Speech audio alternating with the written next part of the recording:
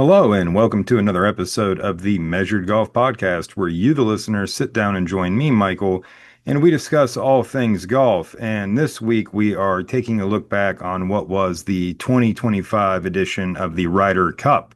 And as a card carrying PGA member, fortunately, I was able to be there in New York to witness all of the action firsthand. And before we get into any of the kind of things we're going to discuss, what an amazing Sunday, right? As somebody who was maybe pulling for the European squad, seeing the comeback that the Americans mounted was really, really cool because obviously we want to have compelling golf. We want to have something that makes us tune in and makes us feel like something magic is going to happen. And the Americans, quite frankly, almost pulled it off after more or less being boat raced during the first 2 days.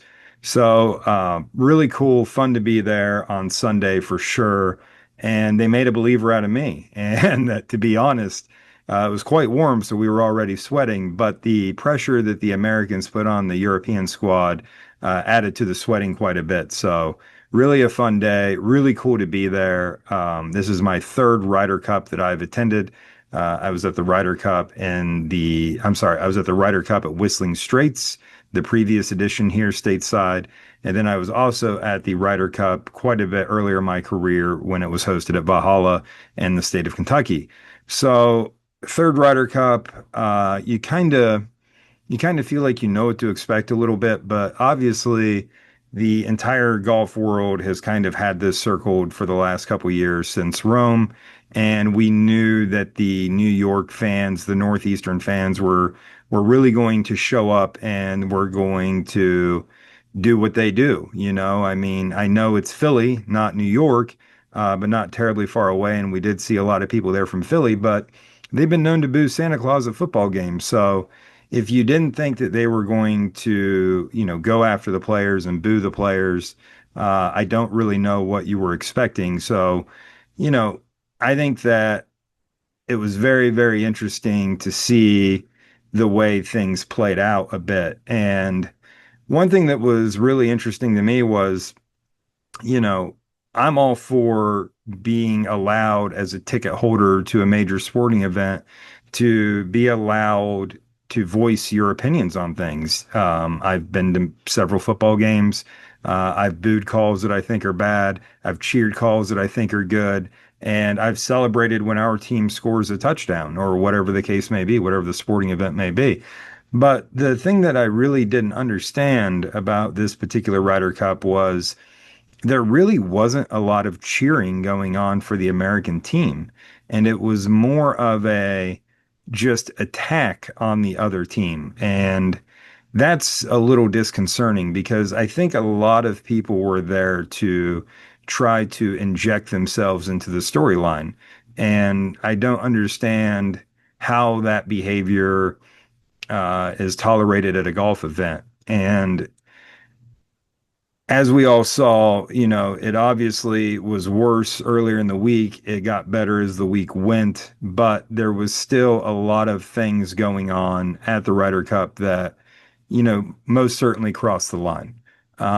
Personal attacks, things being said to wives, things being said to coaches, things being said to just about anybody who wasn't wearing the red, white, and blue. And once again, I'm all for good-natured ribbing. I'm all for, making, kind of some fun songs up and going that route. But when it's not about golf and we're, questioning things that are of a personal subject matter and we're saying things, quite frankly, that are offensive and, making fun and making inaccurate statements about sexuality and, bringing up, some things that have happened with Rory in the not so distant future, things that have happened with his wife. That's not golf anymore. That's just trying to once again inject yourself into the story. And as somebody who was out in the crowds the whole week, I can flat out tell you that I heard things that were completely uncalled for, completely embarrassing, and 100% not okay. Not only was it not okay for the Ryder Cup, but also just not okay for public behavior. And in my opinion, and this is my opinion, but I believe that the PGA of America got exactly what they wanted. I don't understand the thinking. I don't understand the logic, other than the fact that I know that nothing creates more attention and nothing creates more views and nothing gets more clicks than negative behavior. And if you don't believe me, open the news feed on your app, and I promise you, you're not getting to a positive story for at least 5 minutes of scrolling. So, in my opinion, when you look at what went on and what transpired, including having Heather McMahon as an MC, I don't know. A, I'm surprised that anybody from the PGA of America knows who Heather McMahon is. And two, if they knew who she was and they knew her kind of comedy, which is totally fine in a comedic setting, then you would kind of realize that this maybe isn't the person that we want representing us, the PGA members, on the first tee. And for her to lead a chant that obviously was vulgar towards Rory and kind of stoke the crowd, it very much felt like this was orchestrated. It felt like the PGA of America wanted to get that press, wanted to get those clicks, and really wanted to create a hostile environment. And I just don't understand why, because you don't need it. The level of golf that we were treated to for 3 straight days, and look, you can blast the course setup all you want, and that's totally fine because I honestly think you could go out there next week and play a harder Bethpage Black than what those guys played. But with that being said, the level of golf that we saw was just unbelievable. I actually happened to be standing right there on the green when JT holed it out on Sunday. And I mean, just magic, right? Really cool stuff. And the level of play that the Europeans demonstrated was just, almost unseen before. So I thought that there was a lot of things there to celebrate. I think for golf fans, there was a lot to kind of bite your teeth into. And I don't think that we needed to try to create this environment that quite frankly was unbecoming and unprofessional and quite frankly has nothing to do with golf. I put a story up on my social media during the event, sharing a photo of one of the massive virtual scoreboards they have out there, and putting up spectator etiquette rules and warning the crowd. And I put a note that I didn't realize that the PGA had been sold to Vince McMahon. And for those of you who maybe are a little younger listening to this, Vince McMahon was the previous owner of the WWE, maybe the WWF, going back a little farther. But it felt like a wrestling event. It had all the earmarkings of it, and honestly, it felt just like that. And the crowd really did not respond well to getting embarrassed the first 2 days. And that's what it was. It was an embarrassing kind of performance that the American team kind of felt like they had put up. But when you dig in and you look and you see how the Americans played, and then you compare it to the Europeans, they just simply got outplayed. So once again, the level of the golf was really high. I would argue that Team Europe was more prepared. I would argue that Team Europe is better at the first two formats, and it seems to go this way most Ryder Cup years. And if you look at the paper, we should be winning. If you look at the players we have in their world rankings, we should be winning. If you look at the pairings, we feel like we should be winning. But when it comes to foursomes and four ball, the Americans just don't have a lot of experience in those formats. And it shows. They have a very difficult time playing those formats. And it's not because it's a format that requires a completely different way of thinking, but the matchups are very important. Who you put with who is very important. And then being able to play a style that is going to be cohesive with your partner is, paramount. So when it comes to the singles, it's kind of always the same story. The Americans got a lot of ground to cover. And I'll be danged if they didn't cover a whole lot of ground on Sunday because they did everything they could to get back into the Ryder Cup and potentially win it. So my hats off to both teams, with a special hats off to the European team. I'm sure that a lot of the players on the European team probably really relish this one because they had to dig deep.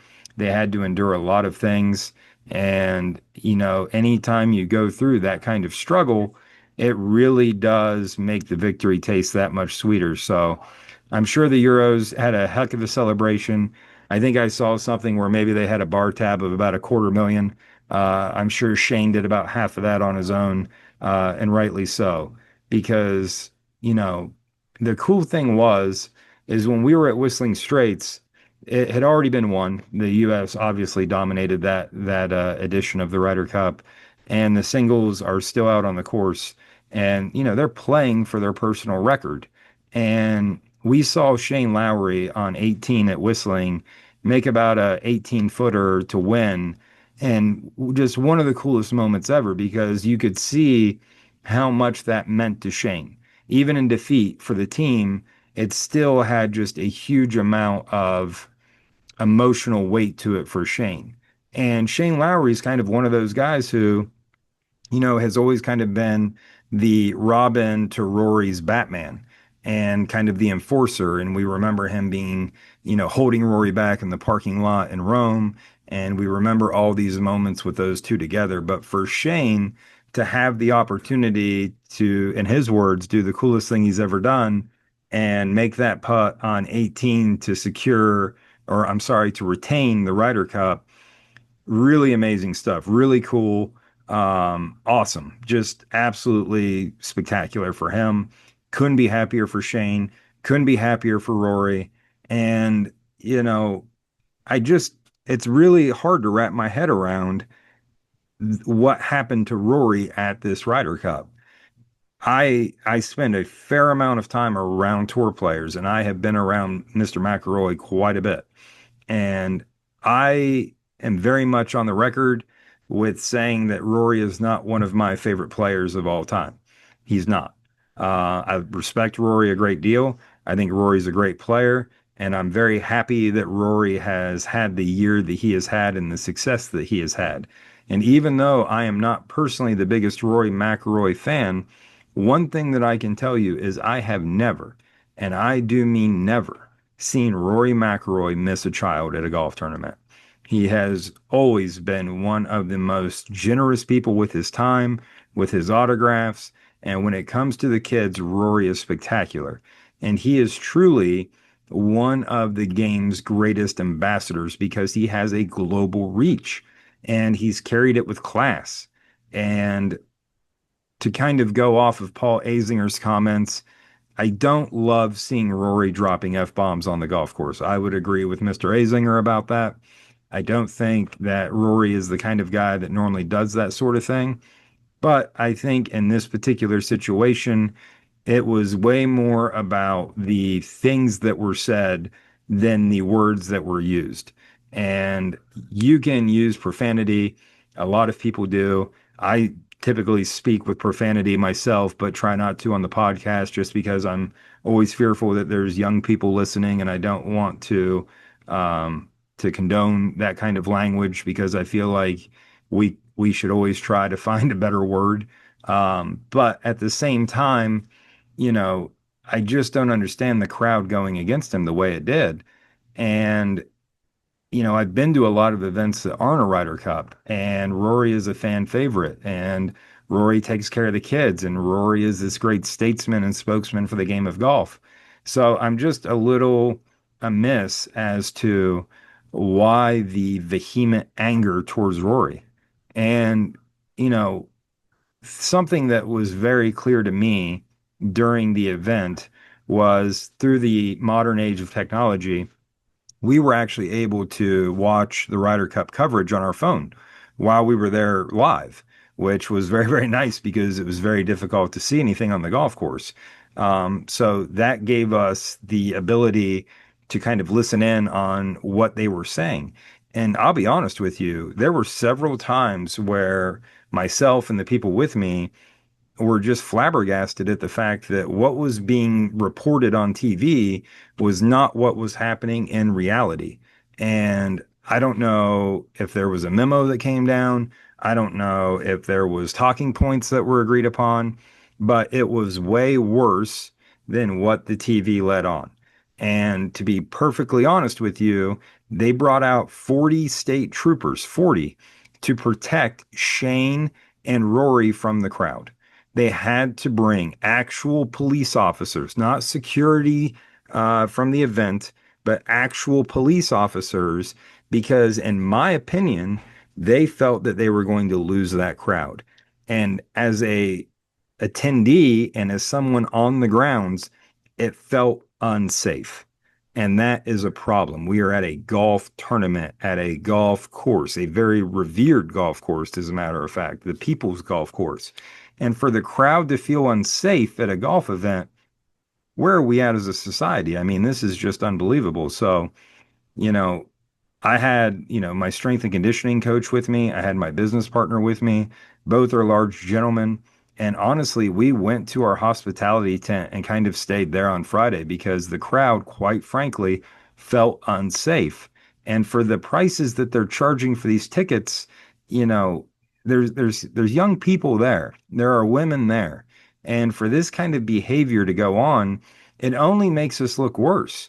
It doesn't make golf look noble. It doesn't make golf look like a gentleman's game. It makes golf look like a professional wrestling event. And I'll be 100% honest. I have been a PGA Class A member elected in 2012, and I've never been more embarrassed. I honestly, I felt so much shame coming out of this because it doesn't reflect who we are as a society. It doesn't reflect who we are as an organization, the PGA of America. And it quite frankly just makes the Europeans hate Americans more. And I don't know where we're going. I really don't. I'm concerned that the Ryder Cup is more interested in trying to become a trend than it is trying to live up to the history and the greatness of the event. So, very concerning. Just not a good look for the PGA of America. The course setup was blundered terribly. The pairings were blundered terribly. The indecision with Keegan was not handled well. There was just a lot of mistakes that were made. And then, there was an amazing, like the thing is as many things as I just said, the event was still great.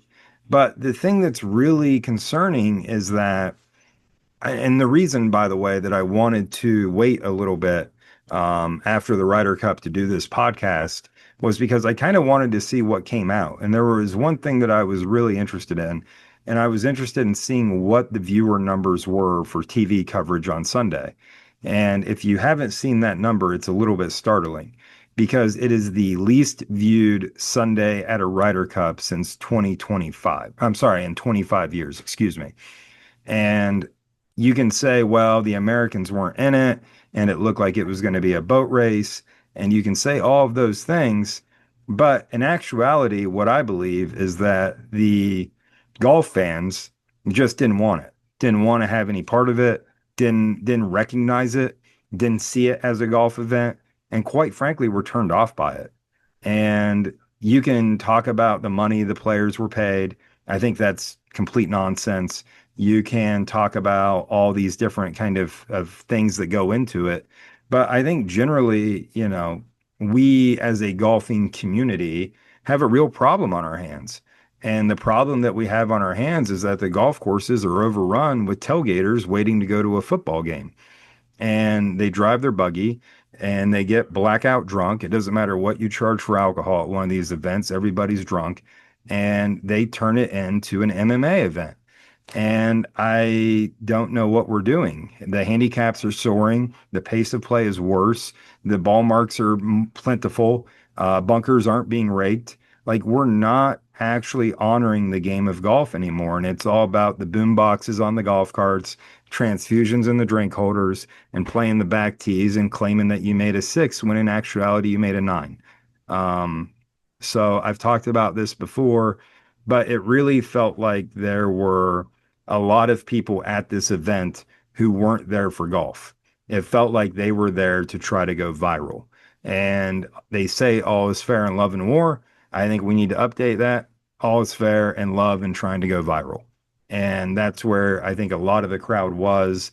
And quite honestly, I think that we as a golfing community are going to have to deal with this one way or another on our own and start kind of self-policing and self-enforcing a bit of this because the leadership just isn't there.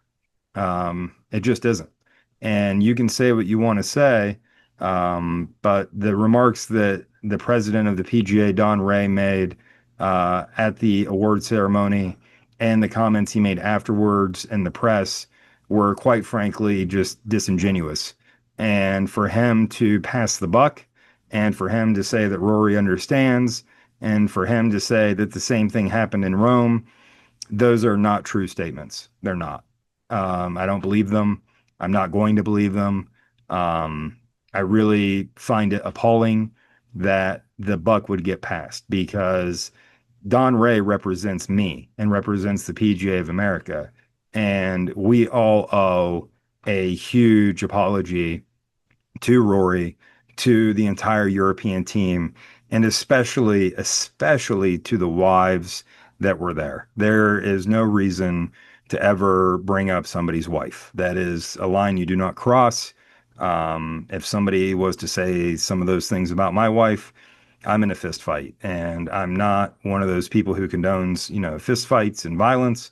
But at the same time, I would never let somebody talk about my wife that way. And for Erica to stand there and take it, as well as taking a beer can to the head, um, my hat's off to her, the fortitude that she showed, the class that she showed. And, I thought that that was really interesting. The European team in general really wouldn't take the bait during the week with what's going on with the crowd, and they kept it very businesslike. And I think that that really shows how prepared they were for what was about to unfold. But the opportunity was there, here today, yesterday, the day before. The opportunity was there for us as an organization, us as a community to get out in front of this. And what we saw is that basically the buck got passed. And now I just got this a few minutes ago. I was kind of him-hawing back and forth about whether I was whether I was even going to do this podcast or not. But I just got an email. As a matter of fact, I'm just going to read it. So I normally don't read on the podcast, but I apologize. But I think it's important because this is the email that I got today at 2:06 p.m. From the PGA of America. And the title is A Message from President Don Ray Jr. Regarding the Ryder Cup. And here is the email as I'm going to read it word for word. Michael, coming out of the week at Bethpage Black, I wanted to take a moment to reflect with you on the 45th Ryder Cup. Let me begin with what we must own. While the competition was spirited, especially with the U.S. team's rally on Sunday afternoon, some fan behavior clearly crossed the line. It was disrespectful, inappropriate, and not representative of who we are as the PGA of America or as PGA of America golf professionals. We condemn that behavior unequivocally. What makes our sport great is that we own our bogeys. We certainly own this one. Our CEO, Derek Sprague, has apologized on our behalf to Erica and Rory McIlroy and to everyone with Ryder Cup Europe.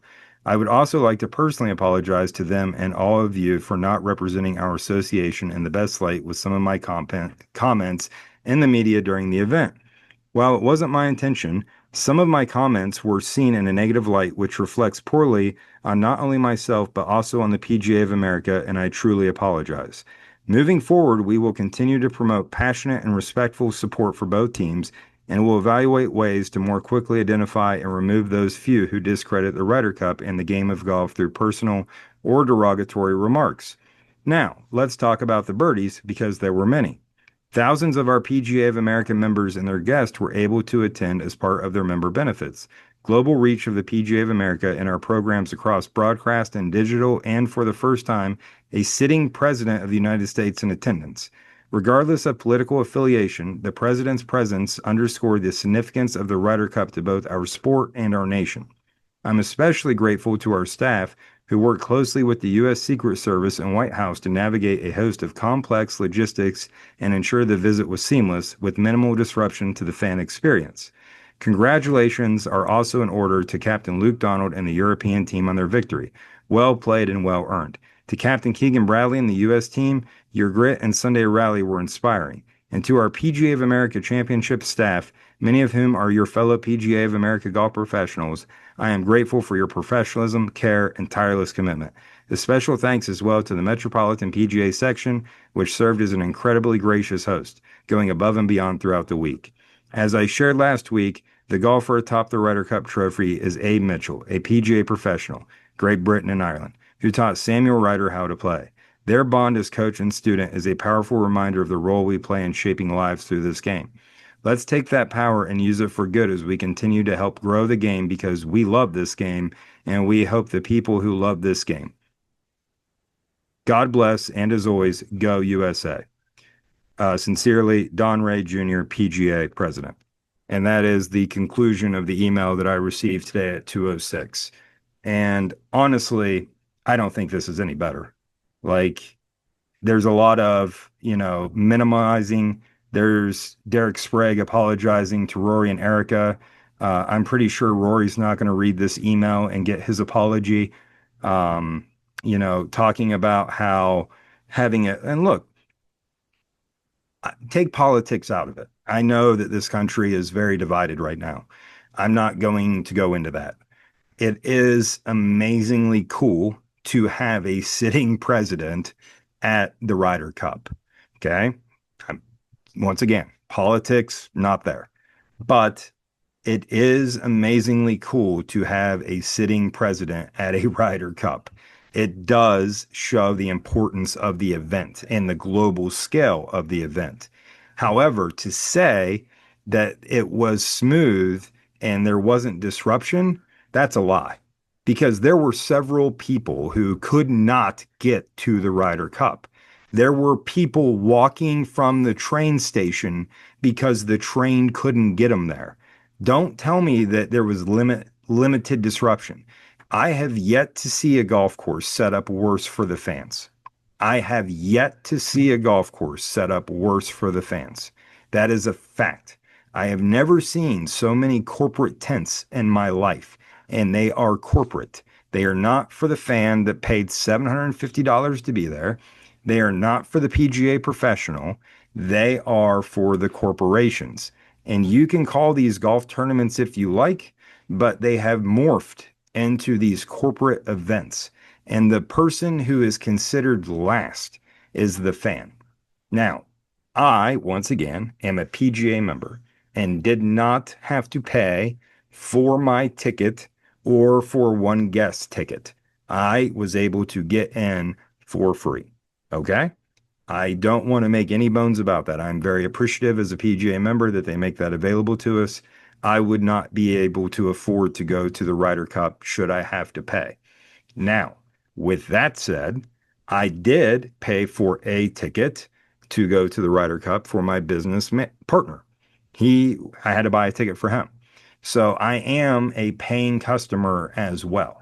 So with that being said, the venue, the way the venue was set up, and the availability for fans to get around and see the golf course was terrible. And there were choke points, there was nowhere to go, there were dead ends. It was just quite frankly bad. And the thing that's really disheartening to me is that there are so many people at this event who simply don't get to see anything that they paid for because it was so, and this is true of every Ryder Cup. This isn't a unique situation, but when you have four groups on the golf course and you have 25 to 50,000 people on the golf course, it's going to be tough to see anything because it's going to be 40 deep on every hole where there's action going on. But the idea that you could get ahead, you could get, trail behind, whatever, there was none of that to be had. And then the other issue, and this is something that really can't be done anything with, but around the holes, everything kind of falls away. It's the complete opposite of what Whistling Straits was, to where everything's built up around the holes, so you have vantage points. But where everything fell away from the hole, you could maybe be 3 or 4 people behind and still not see a thing. I'm sorry, 3 or 4 people behind the rope and still not see a thing. So I would really love to see them do an exit survey on this event. I know they didn't, but I would love to see an exit survey and see what the fan experience was like because quite honestly, like I felt bad for my business partner because the experience really wasn't very good. You're basically standing out in the sun and watching it on a video board with no audio because once again, you can't really get anywhere. You can't see anything if you do get there. And then once again, on Friday in particular, the crowd just felt unsafe. It really did. We actually went and stayed in our hospitality tent because it felt unsafe. So I just don't get it. And then, the big thing that they keep talking about is, well, the food's free. The food, you're paying $750 for a ticket. Like, I like a cheeseburger a day. Like, I come on now. And let's be honest, the only reason they're making the food free is to deal with the line. Like, if they have to pay for the food, then the lines are horrendous everywhere, not just where the booze is. So I just find the whole thing very disingenuous. And I feel like we are leaning into this current, we as a society, we as a organization, the PGA of America, we as in Team USA, really are just kind of leaning into this gouging of the fan. And it concerns me because the golf fan is the one paying the price for everything. Greens fees are going up, equipment's going up, tickets to events are going up. And the thing that's really sad is, and thank God this week, to be perfectly honest, but you don't see any kids at these events. You don't. You just don't. You don't see young people. You don't see them at Augusta. You don't see them at the Ryder Cup. You don't see them at the majors. And the reason is because the common family has been priced out of golf. And I don't know how we're growing the game. I don't think that what we saw this week was we loved the game. It didn't feel that way to me. And I'm just really upset with how things transpired because it does reflect on me as a PGA member. I walked away Friday kind of telling the people I was with, I need to get away from this. Like, I can't be part of this. And that's sad because 2012, when I was elected as a PGA member, is one of the proudest moments of my life. But this is not us. This is not what we represent. It certainly isn't up to my standard. And I get it. Maybe I have higher standards, but it's just not acceptable. And then to have people, bash the players for the money, like, give me a break. Give me a break. If the PGA really needs a Ryder Cup to stay financially, solvable, let it burn. Let it burn. Give it up because it's been proven that the PGA does not know how to run a golf event. It's a fact. The amount of urinals at the event was not enough. By the afternoons, the urinals were completely full. I'm sorry, the porta potties were completely full. It was gross, disgusting. They smell terrible. I like they were out of toilet paper. You know, there's women at this event and there's no toilet paper. Are you kidding me? Like, are you actually kidding me? Like, what are we doing? We can't have enough toilet paper. It costs too much. Like, this event generates hundreds of millions of dollars. That's what it does. And then we want the people allegedly that were there to see and support and cheer. We want them to play for free so that everybody else can make money off of their back. What are we doing here? Like, I hope if that's your opinion, I hope you go to work this week for free. I do. I do. I hope you just go to work for free. And I don't want to hear where they're playing golf and they're million. It has nothing to do with it. Nothing. You probably listening right now have more money in your bank account than I do. You probably do. So should I expect you to do everything for me for free because you have more money than me? Absolutely not. Nor would I ever ask because I don't behave that way. And I get that for us, the golfing community at large, we play game as a way to relax. We play golf as a way maybe to escape what's going on in society. We play golf because we love this game. But they are taking advantage of that and they are not helping support the growth of the game because they're pricing us all out. And I just don't understand how we move forward from this. Because if I'm a European fan, I'm just waiting for Arter Manor. Can't wait because trust me, we were with a lot of Euros. If you saw my social media, we were adopted to the Lowry Army. They've been telling me I'm Irish my whole life, so I just finally gave in and got adopted. But they're way more creative and they come up with way funnier stuff. And I sure would hate to see them get nasty and creative at the same time because I'm sure it's just crushing. But if I'm a European fan, I'm kind of waiting for this to happen in 2 years to return the favor. But I'm very hopeful that this, gets nipped in the bud. I'm hoping we get back to why golf means something to us. But I understand that we play it as a game because we love it. But at the same time, this is their profession. This is what they do for a living. And if you, whatever you do for a living, are good at it, you're going to be promoted. And when you get promoted, generally that comes with a raise and you get paid more money for being good at what you do. And we just had the privilege of watching 24 of the best golfers in the world compete for 3 straight days. And the assumption that they shouldn't be paid for it is comical and ludicrous in almost every way of looking at it. I don't hear anybody complaining about, the NFL guys. I don't hear any and don't here's okay, real quick. Everybody that I've gotten into this conversation with likes to bring up Olympians. Olympians are amateur athletes. Amateur. There is a definition to that word. It means they are unpaid. Golfers on the PGA Tour, which is how they qualify for the Ryder Cup, are professional players, meaning that they play for money. And I am never going to ask them to play for free. By the way, 100% of the money that they all made got donated to charity. So what's it matter? And the only reason that the European team does not pay its players is because, quite frankly, they don't have the money to do so. The money is completely different in the professional golf scene here in the United States than it is over in Europe and across the world at large. It is. It's if you look at the money they play for over there versus here, if you look at the amount of money that's invested into golf over there versus here, it's not even close. It's just not close. So the money conversation, I think, really is a bad look because if you're one of those people complaining about the money, I think you're jealous.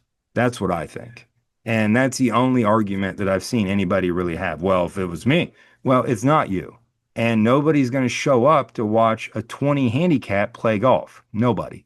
So I hate to tell everybody, but no, you can't do what those guys do. And two, nobody's going to show up to watch you even try. So it's not an apples to apples conversation. And it's just quite out, in my opinion, pure jealousy on behalf of the people who watch.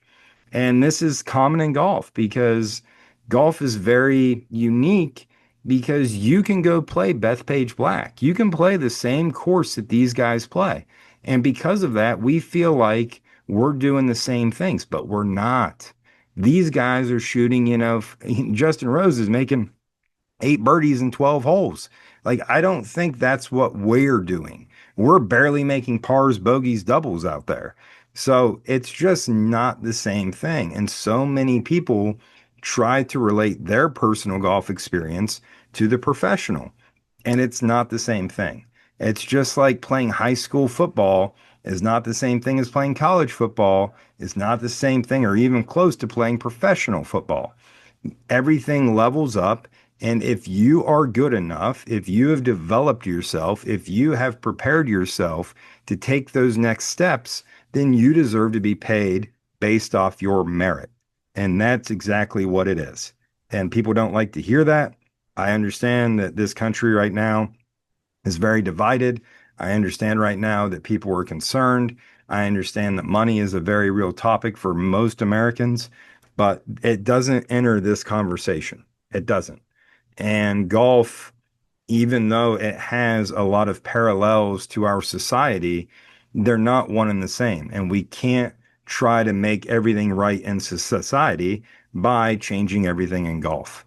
And that's just how I feel about it. So, long story short, I would like, and they're never going to hear this, but I would like to apologize to Team Europe. And I would like to apologize to the wives and the support staff that took the abuse. And there's no place for it. And I'm embarrassed. Like, I honestly embarrassed. Like, it's just no good. So, that's my rant, I guess, on the Ryder Cup. I'm sure there's a lot of people who are going to listen to this who feel that I'm completely off base. That's totally fine. Agree to disagree. I am not. I've had the time to collect my thoughts, and I've had the time to think about this and kind of see the aftermath of everything. But I'm pretty confident in what I'm saying and my opinions, and I feel strongly about them. So that's what makes the world great. We all get our say. So I'm sure there are people that disagree, but at the same time, I think we're in a current point in time in our society to where nobody's going to agree on anything. So that's what makes doing these podcasts fun, is getting to share a point of view and then sitting back and having conversations with everybody about it. So um, overall, though, I don't want to take away from the actual event, which was great. The level of golf, great. My personal favorite golfer of all time is Justin Rose. Always has been, always will be. Classy guy, shows up any corner of the world he can play. And, to watch Rosie do his magic, was really special. But, you know, the funny thing is, Rosie's on a heater and we see the pairings come out for Sunday, and Rosie's got to go up against arguably the biggest buzzsaw Team USA has to throw out there in the name of Cam Young. And I was looking at Aram, our strength and conditioning coach, and I was like, man, that's a tough draw for Rosie. And Rosie takes him to 18. And man, I'm geeked. I'm like, Rosie's going to find a way. Rosie's going to find a way. And, Rosie has the experience. Cam was a rookie. I never in a million years thought that that would play out the way it did. But lo and behold, Justin misses the putt. Cam makes the putt. Cam wins the full point, and I'm just gutted, just absolutely gutted. I mean, absolutely upset. I will be 100% honest with you. Like, it hurts deep down. It felt like I lost, but I'm just absolutely gutted for Rosie. But in the same moment, and I can pull Aram in here and he'll tell you this is true. I said it. You just have to take your cap off to Cam. As much as it hurts, and as much as I wanted Rosie to win, you just have to take your cap off to better golf. And sometimes you just get beat. And I wish that the American fans would attempt to think more that way, because yes, it hurts. Yes, you want to yell. Yes, you want to, get all angry. But this is golf. And if you're not willing to lose, then don't play, because you're never going to win every time. You're never going to make every putt. You're never going to, like, we chase this thing called perfection in golf, but perfection is unobtainable. And sometimes you can play great and still lose. And that's kind of the beautiful thing about golf. It teaches you that you don't always lose when you lose. Sometimes you win more when you lose, depending on, how honest you can be with yourself and how much you can learn from the experience. So I wish that more golf fans felt that way and acted that way. And what I really hope moving forward is that instead of attacking the opposing team, I hope that we support our team. And I hope that we cheer so loud for our team that the other team is disrupted. I don't want to disrupt the other team by yelling during their turn, not letting them play their shot, making personal and ludicrous attacks at them and their families. Like, there's no place for that in golf. If you want to do that, become a Philly sports fan. There's a ton of those guys. Have a good time. I'm never going there. I don't want any part of that. I find it disgusting. And I think just human behavior should never stoop to that level. And I'm not talking about sport. I'm just talking about general human behavior. So with that all being said, I hope you had an amazing Ryder Cup. I know a lot of people maybe weren't tuned in on Sunday. Obviously, the numbers show that. But if you kind of didn't give it its due, if you didn't pay much attention, I would highly recommend go back and watch it because the level of golf is just incredible. The players really stepped up. Sunday is some of the best, golf on TV you're going to see, and just really compelling stuff that's very, very interesting to me, and I think to a lot of people. But it was a great event. Weather couldn't have been better. We got, the rain early in the week on Thursday, and unfortunately, the course just never really came back from that. But once again, I think that was more a blunder on the PGA of America and Team USA than it was, a little bit. They got 2 inches of rain on Thursday, but it hadn't been raining much before then, and 2 inches of rain shouldn't do that much softening. So just unfortunate that we didn't necessarily have Bethpage be more part of the story. I think that when they pick these golf courses, generally you want the golf course to be part of the story. That's honestly the thing that makes Augusta so great. It's the same course every year, and we all know the holes and we know how they play. And, the golf course is very much the story at Augusta National. And when they pick Bethpage Black, we all have these connotations that come up in our mind of what to expect from Bethpage Black. Deep rough, force carries, blind shots, really difficult. The sign, right? Like they're showing the sign all the time for highly skilled players. And they just quite frankly neutered the golf course. And, they could have played that event, a lot of different places, and it would have played out about the same way because Bethpage just really was taken completely out of the storyline. So I hope in the future they do something different with the course selection. I'm a big fan of, I haven't seen anybody else say this, but I would be a big fan of similar to what they're doing with the anchor sites for the US Open. I think we should have anchor sites for the Ryder Cup. And looking back on Whistling Straits, um, it was really a great venue for a Ryder Cup. And the reason being that, like I said, everything is so mounded around the holes and on the sides that it creates vantage points, and fans can go. And if they're willing to climb up these hills, you can see the action, you can see what's going on, and it's not 50 deep. And that makes it great. That makes it a fun experience when you can go out with the groups and you can watch and you can see the action unfold. I think that would be great. So I wish that the PGA of America, Team USA, the USGA, whoever is all involved with this thing, I just wish that they would actually consider the fan experience. And these corporate tents, man, they got to go because they're in the way of everybody. These people that are at these corporate events, how many of them are there to see golf? And the answer is not all of them. And they're taking prime real estate and they're obstructing the view of the real fan. And to me, there's just no point in that. So I'm not saying that we need the money from the corporations. I totally understand that. But there's a way to do this to where the fan doesn't pay the price. And charging the fan $750 to come out and have a bad experience, that's not going to work very well. So I hope that they maybe consider some anchor sites or maybe just even consider the fans when they're picking these golf courses because it was clear to me and clear to most people that were there that the fan was the very last thing considered at this event. So, yeah, I think that does it. I think that's the Ryder Cup recap that I kind of wanted to share. And I hope, this maybe answers some of your questions. A lot of people reached out to me. How bad was it? This, that, the other. So I thought, let's do the podcast. Let's get our thoughts together and put it out there for everybody.